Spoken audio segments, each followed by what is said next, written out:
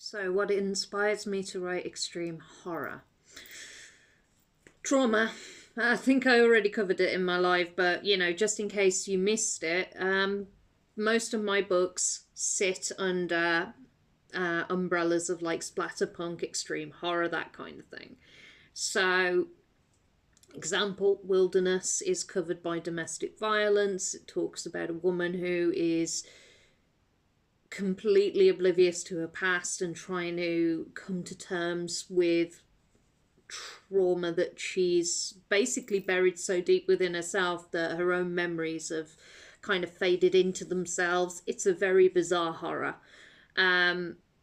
Pain, obviously, about my experiences with the NHS and having to fight to get a diagnosis for endometriosis stage 4, and then, of course, Death Walks with Me has some kind of slips in there, and my Worlds Collide series does have a lot of inspirations from like religious horror and occult horror. For example, the new one, Hooks, it does look into the aspect of how desensitized the human race has become when it comes to meat production and generally how we deal with farmyard animals and cattle. Whenever a topic comes to mind, I tend to kind of get lost in it and hyperfixate.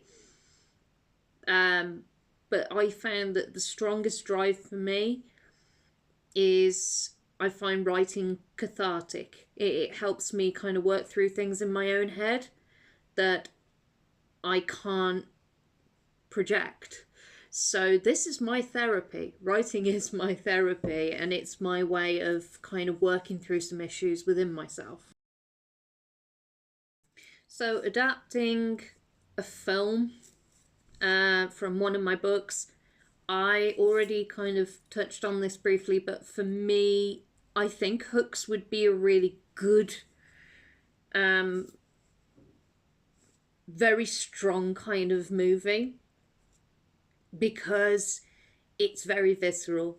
It drives a lot of emotion, and I think it would make the audience very uncomfortable to see those kind of scenes played out on a big screen. But you'd need a hell of a budget to pull it off because the amount of stuff, like the science fiction aspect, for example, where Evie's been put into the machine that connects to her brainwaves and synchronizes with the rest of her body. That's going to be some like a lot of like either a lot of CGI or a lot of props needed for that kind of thing. So for me, I think next best one would be Pain, purely because it's raising awareness of endometriosis in the UK and outside of the UK. Women's health is very underfunded, and I think it would definitely get a very intense response because obviously the diagnosis for endo is 7 to 10 years. My diagnosis was 15 years later, so you can imagine the kind of struggles that people go through and how they're not taken seriously when they talk about this shit. So for me, I think the Pain movie would be a good start. Plus, we're in a kind of cusp at the moment with movie and theatre where body horror's kind of come back to the forefront with Substance being a new movie, and I think it would definitely not only raise awareness, but it's also an extreme splatterpunk horror that would definitely make the audience uncomfortable and rethink how they view women's health. And also, it would make more of an impression on male audiences to kind of understand, like if they have a girlfriend, a mother, a sister going through this, knowing exactly the kind of trauma that is connected to this condition is very eye-opening for a lot of people. Okay, so Evie's name, like my main character, most of my main characters I have a personal connection to. For example, Calico Roberts is connected to a very strong and wonderful person in my life, whose last name I nicked. She knows about it. This one I wanted to be a bit more personal in its own right. So obviously, I put this to my best friend and I asked her what would she say would be the best name to go with. So obviously she picked Eevee for two reasons. Eevee because of her love for the Pokemon Eevee, and also because first woman, start of humanity through religious aspects. I thought it was a brilliant choice, and then later on I find out that Eevee's also the name of Natasha Sinclair's chicken, so it kind of worked out for the better. There was a lot of research that was kind of needed for hooks, because obviously I was introduced to this story idea in the form of my parents, who are very, very hardcore vegan.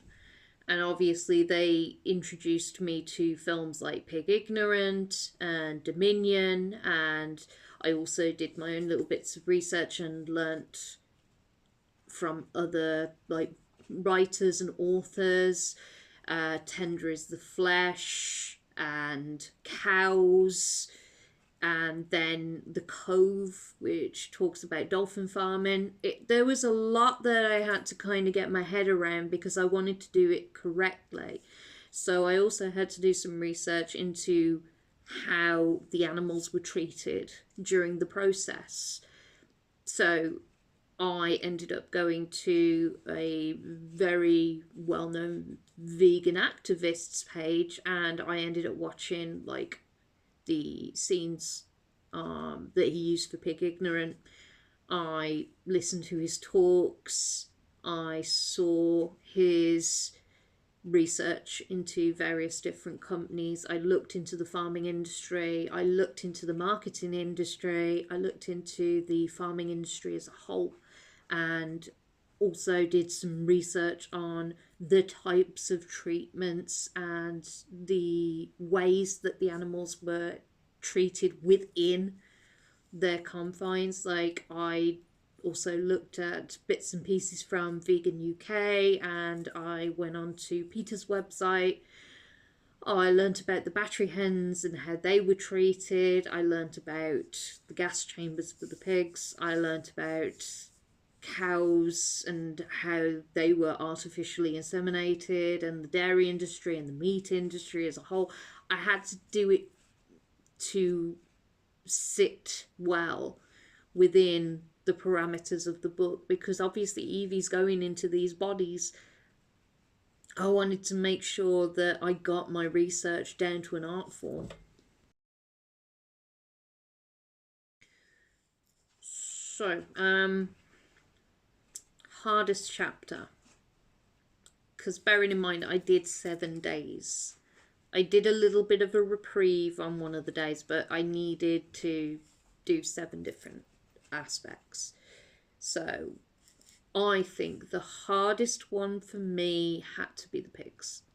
I watched Pig Ignorant, like I said, and then I watched 2 to 3 hours of the footage that Joey and the other activist got into the factory and managed to get out, which follows the carousel, which is talked about in chapter 7. And it definitely made me physically ill, having to watch that footage and recount that footage into writing, where you are watching these animals kind of walk to their death, basically. And the worst part is the carousel is to the point where I remember there's a part in Pig Ignorant where they literally are on the edge of a residential area, and the people can walk behind the gas chambers and they can hear the pigs screaming and panicking as they're going down into the gas. And just watching that on YouTube, it was bloody harrowing, because no animal, I mean, the fact that they call this humane is, it's ridiculous to me. But for me, it's the aspect of every single one of these processes just kind of, it does put a lot of pressure on you as a person, because you're sitting there going, God, these are actual things that are happening. It's not fiction. It's actually based on what the process is and has always been for this particular industry.